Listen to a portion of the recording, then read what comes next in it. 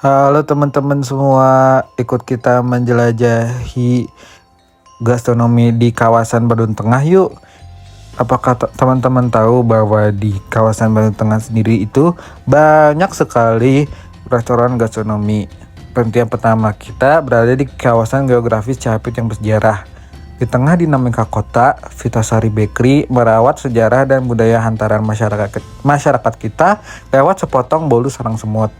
Secara bahan baku, ia hanya mengandalkan elemen sederhana seperti karamel, tepung, mentega, dan telur. Namun, keajaibannya terletak pada cara pengolahan. Pemanggangan dengan suhu presisi menjadi kunci agar adonan membentuk rongga-rongga udara yang sempurna. Disajikan dalam potongan yang rapi, kue padat karbohidrat yang akan kandungan gizi penambah energi ini paling nikmat dikonsumsi secara perlahan agar manisnya karamel meresap di lidah. Filosofi bolu karamel ini sangat mendalam. Rongga tersebut melambangkan kesabaran dalam sebuah proses yang pada akhirnya berbuah manis. Di era digital saat ini, visual sarang semut yang begitu persis ini menjadi daya tarik visual yang sangat kuat di lini masa sosial media kita. Saat ini kita akan beranjak ke lokasi berikutnya setelah dari Vitasari. Dengan jarak sekitar 1 km, kita akan beranjak ke pemberhentian selanjutnya yang juga masih di daerah Cihapit, yaitu Deli Beks Pudak. Dari Cihapit, kita berlanjut ke sebuah sudut yang mempresentasikan gastronomi modern yang berbaur dengan warisan lama, yaitu Deli Beks Pudak. Ini adalah cerminan sejarah yang terus berevolusi di mana budaya nongkrong anak muda masa kini masuk ke dalam kawasan heritage. Menu andalan yang selalu ramai dibicarakan di media sosial adalah chocolate lava cake. Kue ini adalah representasi keahlian teknis cara pengolahan tingkat tinggi. Menggunakan bahan coklat premium, durasi dan suhu pemanggangan menjadi kunci mutlak. Cara penyajiannya sangat mengandalkan elemen kejutan visual. Sebuah kue yang tampak pada di luar disajikan hangat di atas piring estetik. Saat kita membedah cara mengonsumsinya, sendok memegang peranan penting untuk membelah dinding kue, membiarkan coklat yang lumer mengalir deras layaknya lava. Lalu disantap bersamaan dengan tekstur kue yang lembut. Kandungan gizinya kaya akan lemak dan gula dari coklat, memberikan hormon kebahagiaan yang instan. Filosofinya adalah tentang menembus ekspektasi.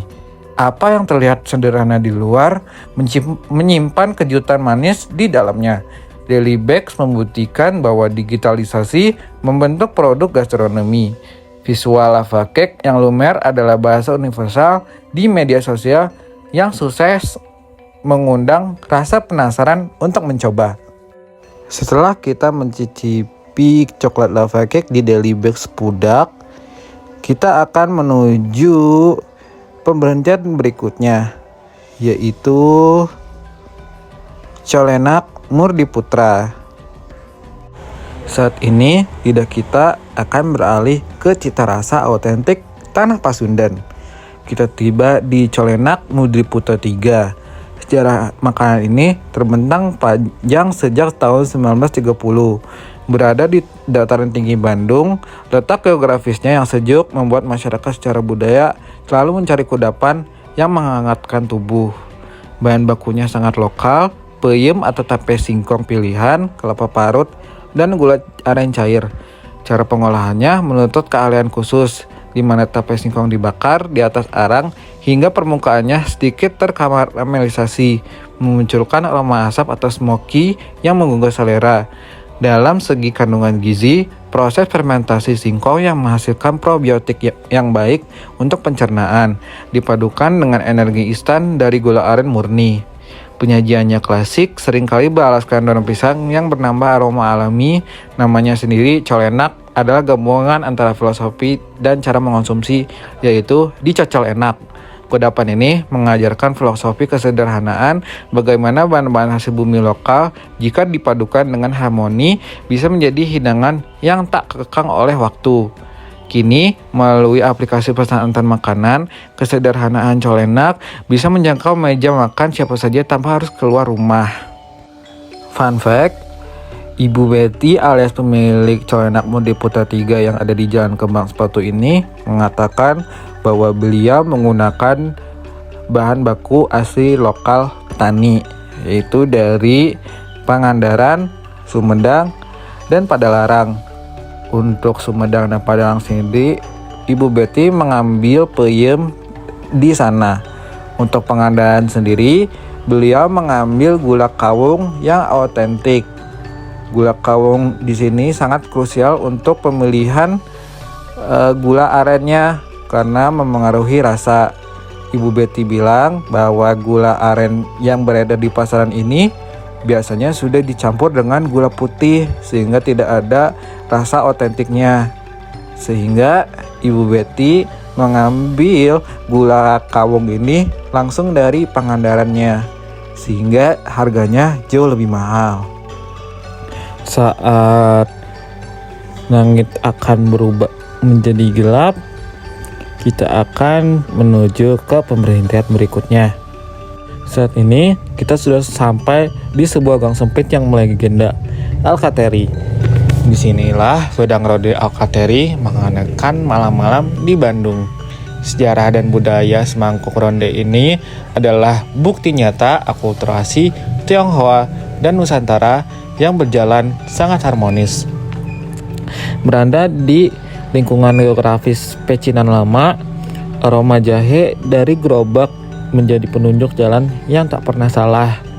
Bahan baku utamanya adalah tepung ketan yang diuleni menjadi bola-bola kenyal, diisi dengan kacang tanah tertumbuk, lalu direndam dalam kuah jahe panas dan gula aren panas. Cara pengolahannya membutuhkan takaran rebusan yang pas agar tekstur kenyal namun tidak lembek. Kandungan gizinya didominasi oleh sifat termogenik dari jahe yang menghangatkan tubuh, menjaga imun, serta karbohidrat dari ketan. Disajikan dalam mangkuk-mangkuk kecil dengan kepulan uap panas. Cara mengonsumsinya seruput perlahan kuahnya selagi panas, lalu gigit bola rondenya untuk menikmati sesaki kacang tanah yang pecah di mulut. Dalam setiap mangkuknya terdapat filosofi reuni dan kebersamaan, di mana bentuk bulat ronde melambangkan keutuhan keluarga. Wedang Ronde Alkatiri mungkin tersembunyi, tapi berkat digital map dan urasan para food vlogger, antreannya tetap mengular panjang setiap malam. Wedang Ronde adalah simbol kehangatan dan kebersamaan yang sangat melekat di kita. Saat ini kita akan melanjutkan ke pemberhentian berikutnya, alias pemberhentian terakhir, yaitu toko roti Sidodadi. Sebagai penutup ekspedisi kita akan menuju ke sebuah toko fasadnya seakan membukukan waktu. Roti Sidodadi berdiri sejak tahun 1994. Toko ini adalah potret sejarah ketahanan pangan masa lampau. Budaya sarapan atau minum teh sore dengan roti padat masih terus dipertahankan di sini. Primadona mereka adalah roti French coklat. Bahan bakunya sangat mempertahankan resep klasik tanpa pengawet. Cara pengolahannya menggunakan metode fermentasi dan pembakaran tradisional, menghasilkan aroma khas yang tidak bisa ditiru mesin modern. Berbeda dengan roti masa kini yang selembut kapas. Roti France memiliki tekstur yang padat, kandungan gizi yang penuh dengan karbohidrat yang benar-benar mengenyangkan. Penyajiannya sangat ikonis, dibungkus dengan dalam plastik bening dengan cap merah khas. Cara mengkonsumsinya paling tepat adalah dengan merobeknya perlahan, menikmati isian coklatnya yang pekat, ditemani kopi atau teh yang pahit. Ada filosofi ketangguhan dan kejujuran di sini, di mana Sidodadi menolak mengubah jati diri mereka hanya demi tren. Di era digital, bungkus retro dan resep jujur ini justru menjadi nilai jual yang sangat tinggi. Sebuah estetika vintage yang diburu para pencinta kuliner di lini masa media sosial, sehingga roti Sidodadi tidak tergerus oleh waktu, malah akan lebih hype dan antriannya tidak selalu sepi. Dari Vitasari hingga Sidodadi, 5 destinasi, 9 komponen gastronomi yang saling bertaut. Digitalisasi adalah upaya kita untuk menghidupkan kuliner-kuliner legendaris yang ada di kawasan Bandung Tengah ini. Dengan adaptasi ini, warisan gastronomi Bandung Heritage Bandung Tengah tidak hanya akan dikenang dalam buku sejarah, tetapi harus hidup, dirasakan, dan dirayakan oleh generasi demi generasi.